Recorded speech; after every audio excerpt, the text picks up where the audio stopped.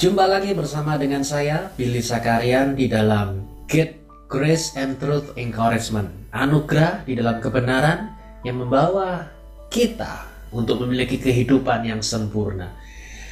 Di dalam kondisi dan keadaan yang belum selesai hingga detik saat ini juga, masih berada di dalam lembah.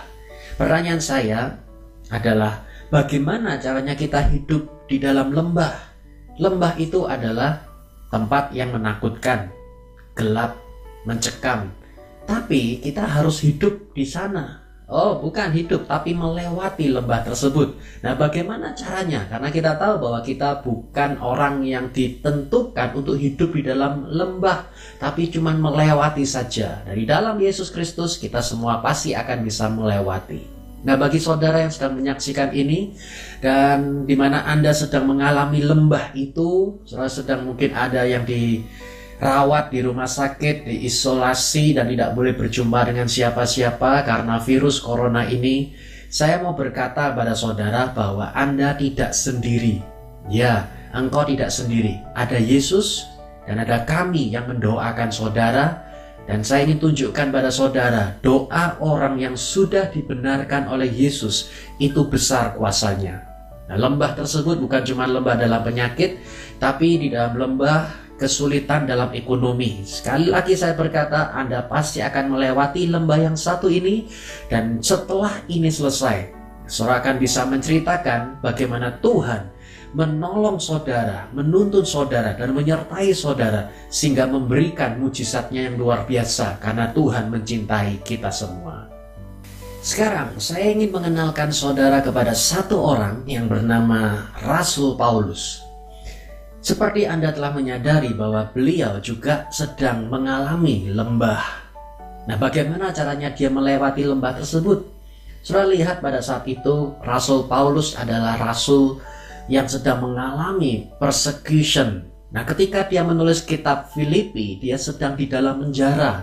Sudah tahu, hidup seakan-akan seperti itu, di mana kita tidak tahu apa yang terjadi di hari esok. Ya, Paulus saat itu dia tidak tahu ketika dalam penjara, apakah nanti akan ada penganiayaan lagi, kapan keluar dari penjara ini, terus kemudian hari besok apa yang akan terjadi, dia tidak tahu. Sudah lihat, hal ini juga sedang terjadi dalam kehidupan kita. Seperti saat ini Anda sedang di rumah, saudara tidak tahu hari esok apa yang akan terjadi, kapan selesainya kondisi ini, kapan pekerjaannya kita ini. Masa di rumah terus begini, terus kalau misal uangnya habis karena dipakai untuk membayar makanan, membeli makanan, terus kita dapat uang dari mana? Nah, mau sampai kapan kita seperti ini terus? Hal ini pernah dialami oleh Rasul Paulus. Nah, sekarang kita akan melihat seperti Tuhan telah menyertai Rasul Paulus. Dan pada akhirnya dia telah bisa keluar dari kondisi lembah tersebut. Demikian pula juga Tuhan akan menyertai saudara dan akan membawa kita keluar dari kondisi yang buruk ini, sehingga kita bisa melihat kemuliaan Tuhan dinyatakan dalam kehidupan kita. Sekarang, bagaimana pola pikir kita sebagai pengikut Kristus di tengah-tengah kondisi yang tidak pasti ini? Ya, mindset kita, pola pikir kita. Yang pertama adalah menang kalah tetap menang. Apabila corona ini selesai, maka kita menang. Tapi kalau kita yang selesai karena corona ini, kita juga menang. Jadi menang ataupun kalah, kita tetap menang. Terus bagaimana bisa? Saudara lihat, apabila kita percaya Yesus, saudara percaya Yesus? Ya, kalau Anda percaya pada Yesus, maka saudara juga pasti percaya dengan kehidupan setelah ini. Bahwa di dunia ini, Billy Graham berkata bahwa cuman transit saja. Karena ada setelah ini, saudara pasti percaya ada kehidupan yang lebih baik, kehidupan yang lebih mulia, kehidupan yang lebih dahsyat menanti kita. Kalau Anda percaya Yesus, maka Anda juga pasti percaya ada kehidupan setelah ini. Karena ada Sang Savior, Juru Selamat, sedang menunggu, menanti, dan mendoakan kita. Satu hal yang menarik dalam Filipi 1 ayat 21 berkata begini, karena bagiku, ini Paulus yang berkata, hidup adalah Kristus dan mati adalah keuntungan. Wow, itu adalah ayat yang sangat terkenal. Bahkan itu adalah kalimat yang radikal. Dan arti daripada ayat ini berkata begini, dia sepertinya seakan-akan memberitahukan kalau saya hidup, puji Tuhan, syukur, karena saya dapat memiliki kesempatan untuk memberitakan tentang Yesus Kristus. Wow, syukur. Tapi kalau misal saya posisinya meninggal, bagus. Karena kenapa? Karena saya bersama dengan Kristus. Jadi menang kalah tetap menang. Kedua-duanya ini adalah posisi yang menang bagi saudara dan saya yang di dalam Kristus Yesus. Di dalam satu ayat lagi, lanjutkan.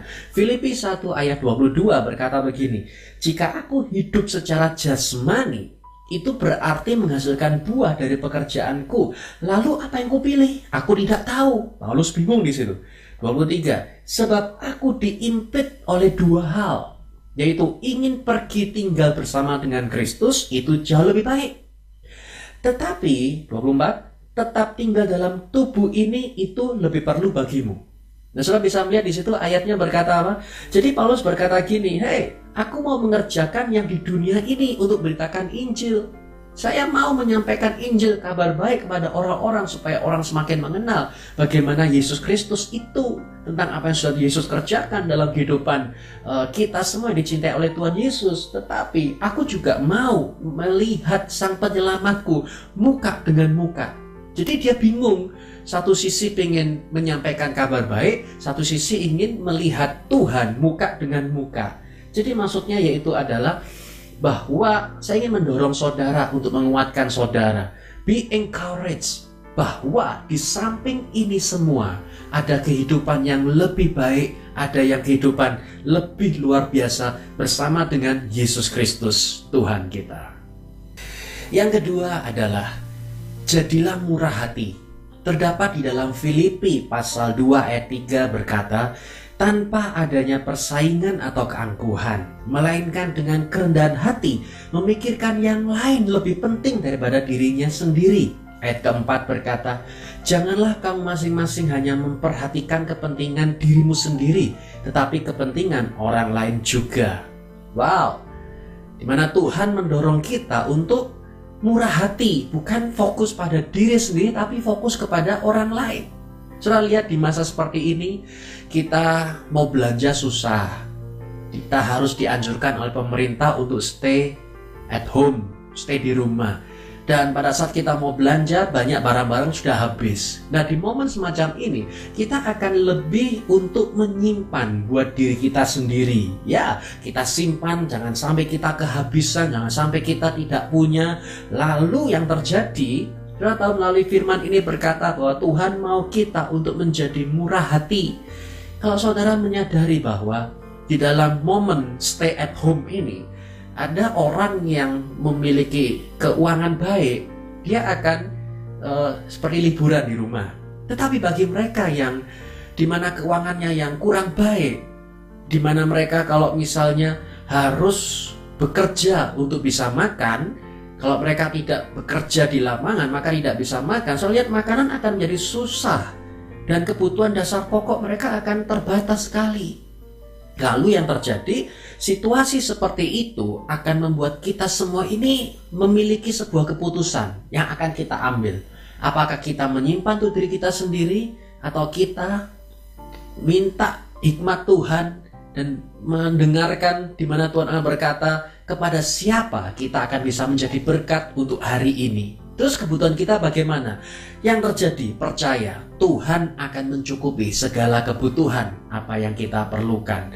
Memberi tidak akan semakin kekurangan, menyimpan justru makin tambah kekurangan. Itulah firman Tuhan. Yang ketiga adalah jangan komplain. Tetap di dalam kitab Filipi, karena itu adalah Rasul Paulus berkata dalam Filipi pasal 2 ayat yang ke-14, kerjakanlah segala sesuatu tanpa keluhan dan perdebatan, agar kamu tidak bercela dan tidak tercemar, sebagai anak-anak Elohim yang tanpa salah di tengah generasi yang tidak jujur dan sesat, sehingga kamu bersinar di antara mereka seperti bintang di dunia. Wow, di dalam momen semacam ini banyak sekali orang sedang komplain, bukan? Komplainnya bagaimana? Ya karena tidak bisa bekerja, penghasilan kurang, kemudian tidak bisa ke mall, hilangnya gaji dan pekerjaan, dan tidak bisa nonton, dan tidak bisa pergi ke mana-mana. Seakan-akan semuanya sedang diisolasi. Orang komplain tentang kehidupan yang dimana mereka tidak bisa mengerjakan seperti dulu mereka telah mengerjakan. Tapi Paulus berkata bahwa jangan komplain. Lalu saudara lihat satu hal yang saya tunjukkan pada saudara, yaitu adalah waktunya orang Kristen bersinar seperti bintang di tengah-tengah keadaan. Saudara mau bersinar? Oleh sebab itu jangan komplain. Saudara tahu, saya belajar satu hal. Kakek saya, opa saya seringkali berkata begini, apapun yang terjadi dalam kehidupan kita, mulut kita ini tidak boleh mengeluarkan kutuk sama sekali. Tetap bless dan bless dan bless. Orang mau bikin apapun terhadap kita, saudara, keadaan, kerabat, itu melakukan apapun pada dirinya, dia berkata bahwa mulut itu harus selalu mengucapkan bless, bukan komplain atau kutuk. Oleh sebab itu disinilah yang terjadi. Waktunya orang Kristen bersinar dengan cara tidak komplain terhadap hal-hal yang tidak kita punya atau tidak kita miliki. Paulus memberikan encouragement seperti itu. Sekarang yang keempat, yaitu jangan khawatir dan fokuslah kepada hal yang benar. Oke, kita lihat lagi kepada Filipi pasal 4 ayat ke-6. Jangan khawatir tentang apapun juga, tetapi nyatakanlah dalam segala hal keinginanmu kepada Elohim. Menyatakan segala hal keinginan saudara kepada Elohim, pada Yesus Kristus, dan permohonan disertai dengan ucapan syukur. Ayat ke-7, dan damai sejahtera Elohim melampaui segala pengertian akan menjaga hati dan pikiranmu di dalam Kristus Yesus. Ayat ke-8 begini, akhirnya saudara-saudaraku, segala yang benar, segala yang mulia, segala yang adil, segala yang murni, segala yang menyenangkan, segala yang baik untuk didengar, segala kebajikan, dan segala yang patut dipuji, pikirkanlah semuanya itu. Lihat, fokuskan kepada hal itu. Saudara lihat satu hal yang terjadi. Paulus berkata, segala yang benar. Nah, sekarang saudara lihat, apakah pikiran saudara didominasi dengan kalimat bagaimana jika? Bagaimana jika itu adalah kalimat yang berbahaya, yang bisa mendominasi pikiran kita. Oh ya, bagaimana? Bagaimana jika uangnya habis? Bagaimana jika saldonya sudah tidak ada lagi? Bagaimana kalau makanannya sudah tidak bisa dibeli lagi? Bagaimana jika? Bagaimana jika kalau nanti ini tidak berakhir? Bagaimana jika? Lihat, apakah Anda mengizinkan pikiran kita ini didominasi oleh bagaimana jika? So lihat, dalam kehidupan ketika kita sedang melewati lembah, jangan mau pikiran kita itu didominasi oleh kalimat dua ini, yaitu adalah bagaimana jika. Nah, Paulus berkata jangan pikirkan itu, tapi pikirkanlah yang benar. Nah, yang benar apa? Yang benar adalah Tuhan Yesus mencintai saudara. Yang benar apa? Yang benar bahwa sampai detik ini persediaan Tuhan tidak akan pernah terlambat, tepat pada waktunya. Yang benar apa? Kalau hari ini detik ini juga Tuhan Yesus bersama dengan kita sudah cukup, dan kita akan bisa melakukan perkara-perkara yang luar biasa. Lihat, mana yang benar dilawan dengan melawan bagaimana jika.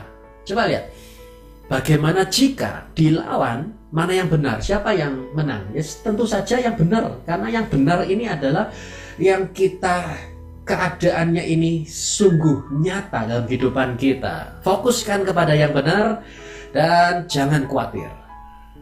Baik, yang kelima adalah puas.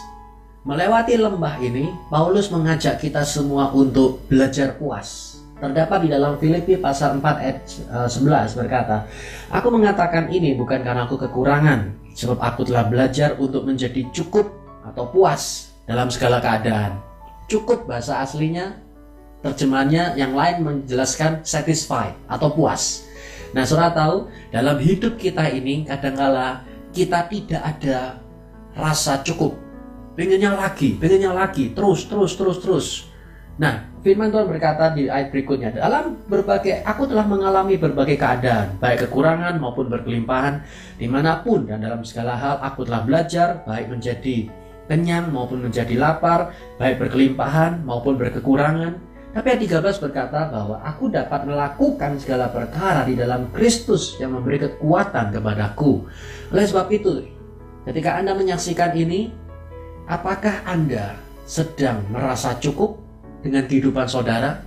Atau saudara selalu merasa kurang? Jikalau hari ini Anda tidak bisa makan di restoran gitu ya, saudara harus makan di rumah, ya sudah, cukupkan diri Anda di dalam keadaan seperti itu. Kalau Anda sedang kerja dari rumah, puas, jadilah puas dalam keadaan itu. Kalau Anda sedang harus kumpul bersama dengan keluarga, jadilah puas. Jadi orang itu jangan selalu kurang dan kurang terus. Orang yang tidak pernah puas itu adalah orang yang tidak akan pernah bisa mengucap syukur.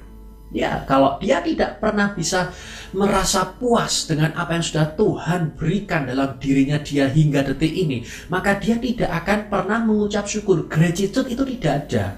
Nah terus kalau misalnya saya puas atau cukup dengan apa yang semacam ini, terus kalau saya sedang ditagih oleh orang dan saya harus bayar orang tersebut, Anda perhatikan di ayat yang berikutnya bahwa aku dapat melakukan segala perkara di dalam Kristus. Ya, kalau misalnya saudara harus melewati ini, saudara bisa berkata, aku bisa lewati ini juga. Di dalam Kristus, aku dapat melewati ini juga.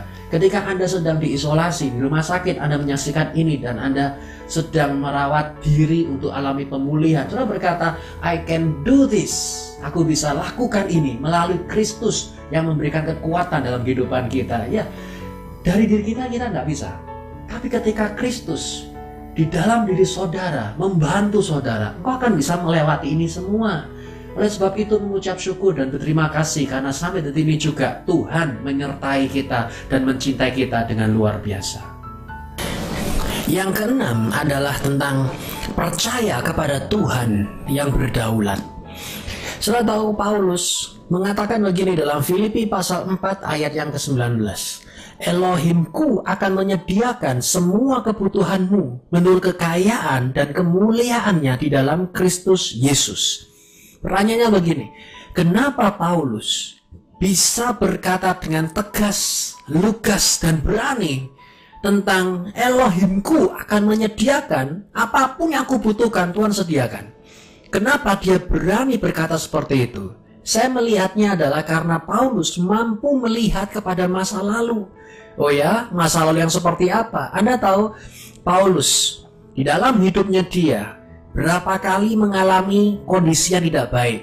Suatu saat dia mengalami kapalnya karam. Suatu saat dia mengalami kekurangan air, dianiaya. Dan pada saat dia menulis kitab Filipi ini, dia posisinya ada di dalam penjara. Nah, dia dapat melihat begini, kalau kemarin waktu sedang mengalami kapalnya karam, shipwreck, itu Tuhan menolong dia.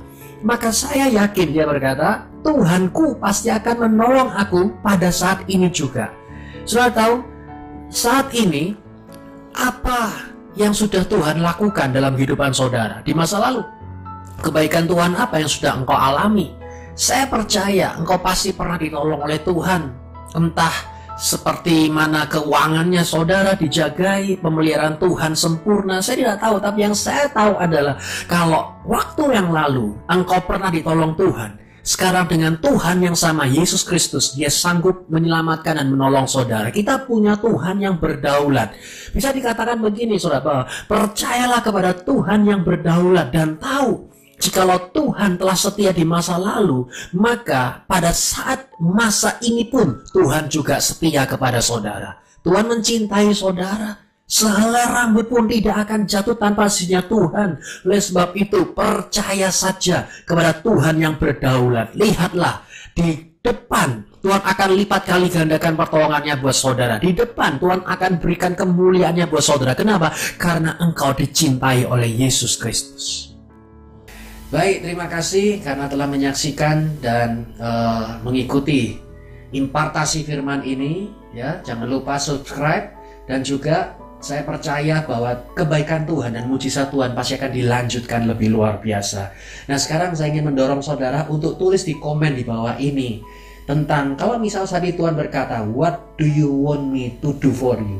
engkau ingin aku berbuat apa kepadamu? Ya, kalau Tuhan berkata begitu pada saudara, Anda mau minta apa pada Tuhan Yesus? Tuliskan di bawah ini, karena saya percaya setiap kalimat yang Anda tulis itu akan menjadi pernyataan iman kita tentang apa yang sudah Tuhan sediakan dan kerjakan buat kita semua. Tuhan Yesus memberkati. Salam kasih karunia. Terima kasih telah menyaksikan kebenaran firman Tuhan bersama Pastor Billy Zacharian. Tetap dukung kami dengan cara share, like, subscribe, dan tekan tombol lonceng notifikasi agar dapat mengikuti update khotbah channel ini. Yesua HaMashiach bless you.